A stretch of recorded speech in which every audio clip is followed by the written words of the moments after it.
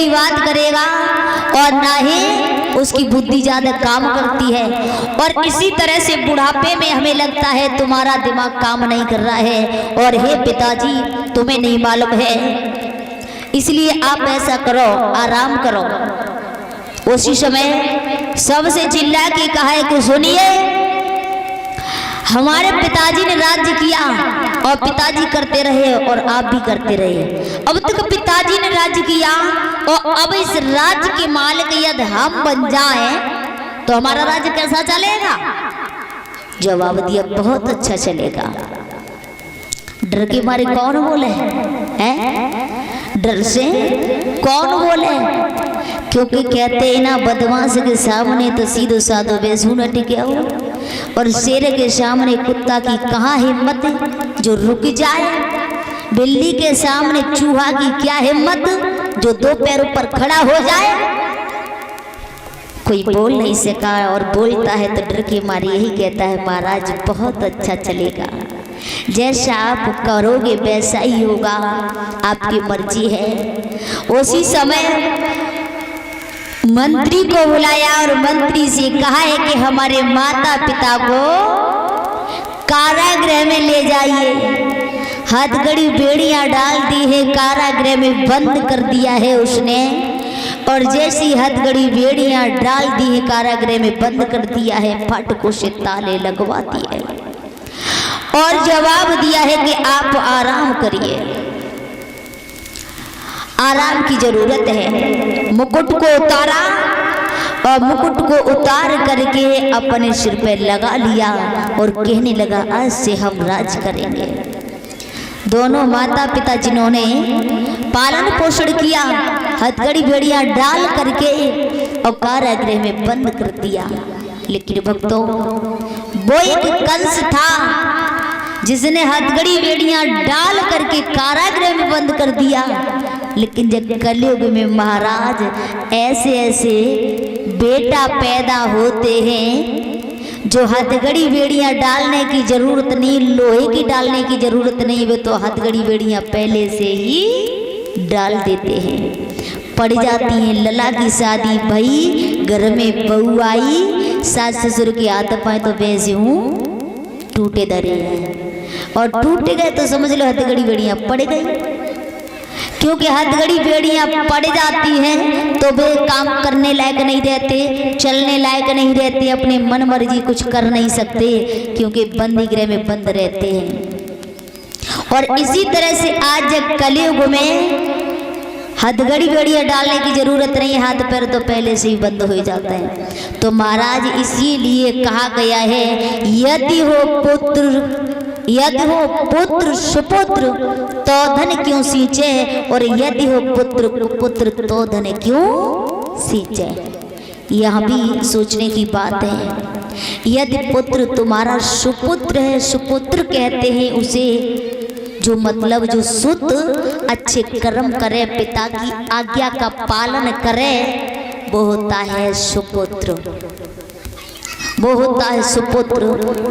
तो सुपुत्र अगर तुम्हारे घर में पैदा होता है, अच्छा आज्ञाकारी है, अच्छे उसके लक्षण हैं, अच्छे उसके कर्म हैं, तो माता पिता को कोई जरूरत नहीं है धन इकट्ठा करने की।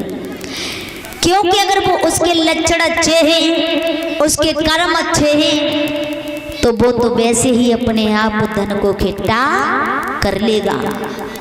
और यदि वो पुत्र कुपुत्र, यदि पुत्र कुपुत्र है यानी अत्याचारी है, व्यभिचारी है, उसके कर्म खराब हैं, तब भी माता पिता को जरूरत नहीं है धन इकट्ठा करने की। क्यों? यदि माता पिता धन इकट्ठा करेंगे, इधर उधर से सारे दिन बेचारे मेहनत करेंगे, तब कहीं शाम को दो पैसा पैदा कर पाएंगे। और इधर उधर जाएंगे बेचारे, सारे दिन तपेंगे, मेहनत करेंगे, घर में ला के रखेंगे, लेकिन वही माँ बाप इकट्ठा कर रहे हैं। और पुत्र यदि कुकर्मी है, अत्याचारी है, कर्म खराब है, जुआरी है, शराबी है, तो महाराज माँ बाप इकट्ठा करेंगे, लेकिन जीते जी नहीं तो माँ बाप के मरने के बाद वही बच्चा धन को उजाड़ देगा, जुआ शराब में बर्बाद कर देगा, तो माँ बाप को क्या ज़रूरत है धन इकट्ठा करने की। बच्चा अच्छा है तो खुद ही कर लेगा और नहीं है तो नहीं कर पाएगा, लेकिन माँ बाप को क्या ज़रूरत है। लेकिन दुनिया सोचती है कि हमारी औलाद, हम इतना धन इकट्ठा कर जाएं जो हमारी औलाद आगे सुखी से जी सके, लेकिन ये नहीं सोचते कि हमें दुख मिल रहा है, लेकिन हमारे जाने के बाद औलाद सुखी रह सके, खुद को सुख न मिले तो क्या फायदा हुआ है। इधर देखा है तो कंस स्वयं राज करने लगा है, और जब राज करने लगा है भैया तो इधर सबको दुखी करने लगा है। सबसे कहा है कि आज से कोई ऐसा काम नहीं करेगा, हमारे पिताजी पागल थे जो करते रहे, करवाते रहे और तुम करते रहे। अरे आज से कोई हवन नहीं करेगा, कोई भजन नहीं करेगा, अगर कोई हवन करते हुए देख लिया तो मैं जिंदा नहीं छोड़ूंगा। पागल हो जो हवन करते हो, पिताजी हवन करवाते रहे और हवन करोगे तो हवन का वैसे ही हो जाएगा।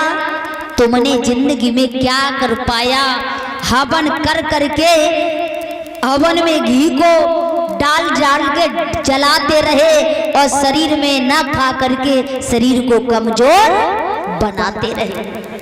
आज से कोई हवन नहीं करेगा, कोई हवन नहीं करेगा, घी के लिए खाओ और शरीर को हष्ट पुष्ट बनाओ। कोई मेरे राज्य में न भजन करेगा न यज्ञ करेगा। अगर ऋषि मुनियों को भजन करते हुए देख लो, ऋषियों को भजन करते हुए देख लो, धड़ से शीशा अलग कर दो।